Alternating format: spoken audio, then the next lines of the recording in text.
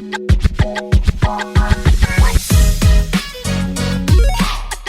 Hello everyone. तो अब continue करते हैं second part of this video. First part में हमने सिर्फ यही देखा कि आप कंज्यूमर हो कि नहीं हो, दूसरा कि आप कौन कौन से मैटर्स को लेके कंज्यूमर कोर्ट जा सकते हो, और तीसरी हमने बात करी कि कंज्यूमर कोर्ट जाने से पहले भी एक स्टेप है जो आपको फॉलो करना है, और वो है वो नोटिस देना या नोटिफाई करना अपने सेलर को या फिर जिसने आपको सर्विस प्रोवाइड करी है, सर्विस प्रोवाइडर को।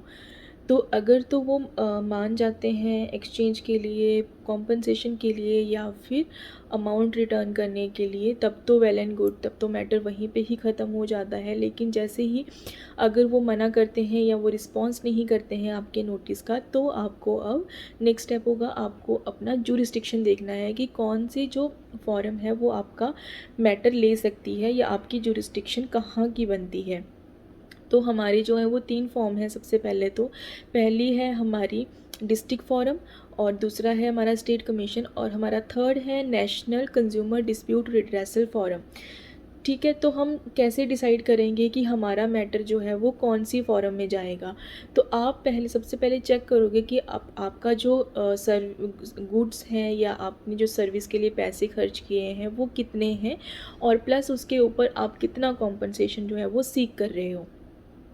तो अगर आपका अमाउंट मान लो 10,000 का है, उसके ऊपर से आप उसके लिए सीख कर रहे हो कॉम्पनसेशन 10,000 का, साथ में मान लो आप ये भी मांग रहे हो कि आपको मेंटली हरासमेंट हुई है, तो आप थोड़ा सा वो कैलकुलेट कर लो, और उसके बाद आप ये सोच लो कि आपने लीगल प्रोसेस को रन करने के लिए अब कोर्ट में आना जाना है, या आपका ये जो फाइलिंग का खर्चा है या फ़ीस आप कोर्ट पे करते हो, तो वो सारी चीज़ें इंक्लूड करके, अगर आप हायर करते हो एडवोकेट को, तो वो सारी चीज़ें भी उसमें इंक्लूड की जाती हैं। मतलब वो काउंसलिंग फ़ीस भी आप सीख करते हो, क्योंकि लेकिन अगर आप नहीं जा रहे हो एडवोकेट के साथ, स्टिल आप फाइलिंग प्रोसेस के लिए पैसे तो लगते ही हैं। कंप्लेंट को प्रिंट कराना है, फिर उसके लिए बार बार जो डेट्स हैं उन पे जाना भी है, तो उसके लिए आप पैसे खर्च करके ही मैटर अपनी उसमें जाओगे ना, डेट्स पे जाओगे। तो ये सारी चीज़ें इंक्लूड करके आप एक अपना रफ सा जो है एस्टिमेटेड कॉस्ट जो है वो आप बनाओगे कि आप कितना सीख कर रहे हो, कितनी आप अपनी प्रेयर में डाल रहे हो। जब आपका ये डिसाइड हो जाता है, तो उसके बाद आपको पता चल जाएगा कि आपका मैटर जो है वो कौन सी कोर्ट में लगना है। तो हमारा जो तो बात करते हैं, मान लो आपका मैटर जाना है डिस्ट्रिक्ट फोरम में ही, क्योंकि मैं अभी छोटे छोटे मैटर्स की ही बात कर रही हूँ, ताकि आपको जो है वो एडवोकेट हायर ना करना पड़े और अपने केसेस आप खुद रिप्रेजेंट कर लो। मुझे पता है कि बहुत सारे लोग केसेस नहीं करते और इतनी माथापच्ची नहीं करते, क्योंकि उनको लगता है कौन वकीलों के चक्कर काटे, कौन कोर्ट के चक्कर काटे। लेकिन यार, कंज्यूमर जो मैटर होते हैं उनके लिए आप खुद से जा सकते हो, और ट्रस्ट में कि जो मैटर होते हैं वो बहुत स्पीडी ट्रायल होता है उनका, और आप लोग आराम से अपना मैटर खुद से रिप्रेजेंट कर सकते हो। वहाँ पे कोई रिस्ट्रिक्शन नहीं होती ऐसी। बस आपको वहाँ पे जाके डरना नहीं है, अपना मैटर स्ट्रॉन्ग आर्ग्यूमेंट्स के साथ वहाँ पे रिप्रेजेंट करना है, क्योंकि वो लोग जेन्युइनली लोगों को सुनते हैं। मैं जब कंज्यूमर कोर्ट जाती थी, मैंने देखा था लोग खुद से अपने जो मैटर रिप्रेजेंट कर रहे हैं। इनफैक्ट एडवोकेट को कम सुन के वो उस पार्टी को जो खुद से रिप्रेजेंट कर रही है उसको ज़्यादा नोटिस करते हैं और उसको ज़्यादा सुनने की कोशिश करते हैं कि वो क्या बोलना चाह रहा है। तो प्लीज़ अपने मैटर खुद लेके जाओ। हाँ, आपको कंप्लेंट ड्राफ्ट करने के लिए हेल्प चाहिए होती है, हम उसी पॉइंट पे आ रहे हैं अभी। तो जब आपकी जुरिस्डिक्शन डिसाइड हो गई है, तो मैं आपको सजेस्ट करूँगी कि आप अपनी कंप्लेंट कैसे ड्राफ्ट करो। आप ऑनलाइन देखना, इतने कंप्लेंट ड्राफ्ट पड़े हैं आपके पास कि आप कोई भी उठा के जिसमें एडिटिंग होती हो वो वाला अपने सेव करके उसमें अपनी कंप्लेंट ड्राफ्ट करना शुरू करो। उसमें आपको सिर्फ क्या करना है, जहाँ पार्टीज़ नेम है वो चेंज करके नीचे अपना मैटर उसको ड्राफ्ट करना है आपको, बहुत ही सिंपल लैंग्वेज में, ठीक है।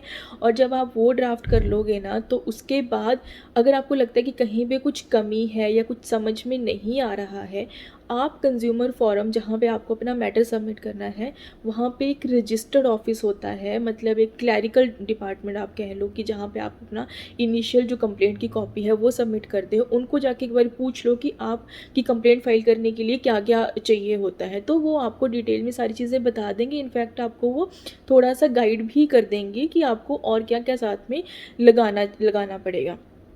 तो आप अपनी पहले कंप्लेंट ड्राफ्ट करो।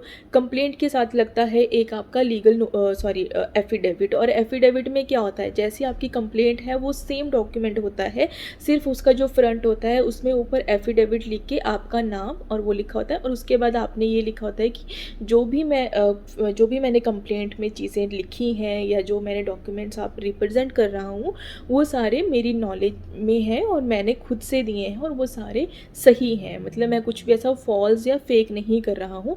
एफिडेविट में सिर्फ यही बात लिखी होती है, लेकिन बाकी वो एज इट इज़ आपकी जो कंप्लेंट है वही होती है। वो भी आपको ड्राफ्ट इजीली मिल जाएगा, ठीक है। तो मैं ये आपको बोलना चाह रही हूँ कि आप उठा सकते हो वहाँ से और आराम से अपना मैटर उसमें कंप्लेंट को अपने को ड्राफ्ट करके, उसके बाद पीछे आपने उसमें क्या करना है, जो आपके अनेक्शर्स हैं, अनेक्शर A1 A2 ऐसे। तो जैसे मतलब मान लो आपने कंप्लेंट में एक लाइन लिखी हुई है कि मैंने जो सेलर से है वो इतने अमाउंट में ये चीज़ खरीदी और उसकी रिसिप्ट मैं लगाता हूँ, I have attach the receipt as annexure A1, right. Annexure I have attach that photograph, मतलब आपने मान लो कोई सामान मंगाया था, उस जब वो आया तो वो डिफेक्टेड था और आपने उसी टाइम उसकी फ़ोटो क्लिक कर ली, ठीक है। तो फ़ोटो क्लिक करने के बाद आपने उसको, मतलब आपने वो भी एक अनेक्शर लगाना है या आपने एज एविडेंस उसको लगाना है। तो आप लिखोगे I have already attached the photograph as annexure A2। तो A1 के बाद A2 आ जाएगा। बहुत ही सिंपल प्रोसेस है, बहुत ज़्यादा उलझने की ज़रूरत नहीं है। जितना सिंपल रखोगे आप भी कंफ्यूज नहीं होगे और आपको सामने जो जजेस बैठे हैं वो भी नहीं पूछेंगे कि आपने ये क्या किया हुआ है या कुछ। वो बहुत कोऑपरेट करते हैं, ऐसा कुछ नहीं है। तो उसके बाद जब आपका ये सब कंप्लेंट ड्राफ्ट हो गई, आपकी एफिडेविट भी साथ में लग गया, मतलब आपका एक सेट बन जाता है कंप्लेंट का। अब सेट बनने के बाद आप सिर्फ एक सेट आप सबमिट नहीं करोगे, वहाँ पे आपको 3 सेट सबमिट करने पड़ते हैं। इसीलिए तो वो जब कोर्ट, अगर आप केस मैटर जीत जाते हो ना, तो इसीलिए आपको वो सारे पैसे जो हैं वो एक तरह से वापस किए जाते हैं, लीगल फ़ीस जो होती है, क्योंकि आपने जो कंप्लेंट फाइल करने के लिए पैसे खर्च किए होते हैं वो आपको एज ए कॉम्पनसेशन आ जाते हैं, ठीक है। तो उसकी टेंशन मत लेना कितनी कॉपीज़ करानी पड़ेंगी। तो आप क्या करोगे, 3 कॉपीज़, क्योंकि वहाँ पे 3 जो वहाँ पे जजेस बैठे होते हैं वो 3 कॉपियाँ उनके लिए हमें करानी पड़ती है और 1 कॉपी जो है वो हम अपने रिकॉर्ड के लिए रखते हैं। तो इन टोटल आपके पास 4 कॉपीज़ बन जाती हैं जो आपको सबमिट करनी है। और 4 कॉपीज़ का सेट जब आपने बना लिया, अब आपको कोर्ट फ़ीस देनी है। कोर्ट फ़ीस कैसे दोगे, आप डिमांड ड्राफ्ट बनवाओगे बैंक में जाके। डिमांड ड्राफ्ट आपको बनवाना है कोर्ट के नाम पे, जो भी वहाँ कोर्ट का नाम है वो आप देख सकते हो, या आप वहाँ पे जाके कंफर्म भी कर सकते हो, उनके नाम का डिमांड ड्राफ्ट बनवाओगे और आप वो डिमांड ड्राफ्ट जो है वो जमा करोगे। तो अब जमा करने से पहले आपको उसको साइन भी करना है और आपको उसको अटेस्ट भी कराना पड़ता है। तीनों सेट को आपको अटेस्ट कराना पड़ता है, वो नोटरी अटेस्ट कर देते हैं, ठीक है।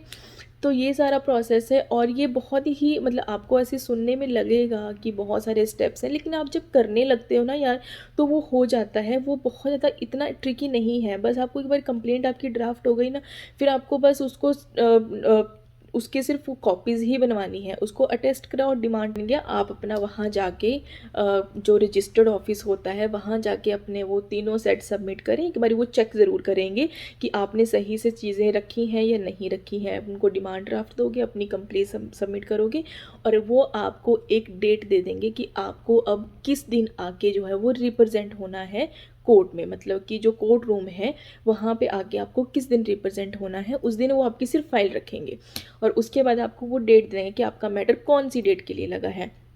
और जिस दिन के लिए लगा है उस दिन आप जाओगे, आप बताओगे कि आपका मैटर क्या है क्या नहीं है, आपके साथ क्या हुआ है, जो आपने कंप्लेंट में लिखा होगा। तो जजेस उसको देखेंगे, उसके बाद वो डिसाइड करेंगे कि वो मैटर जो है वो आगे प्रोसेस होगा या नहीं होगा। ऑब्वियसली होगा जब आपने किसी जब आपको पता है कि आपका मैटर बनता है और आपको पता है कि आपके साथ गलत हुआ है, फ्रॉड हुआ है, तो डेफ़िनेटली मतलब मोस्ट ऑफ़ द टाइम्स जो है वो मैटर जो है वो सबमिट होते भी हैं, और मतलब ऐसा नहीं है कि उसको रिजेक्ट कर दिया जाता है।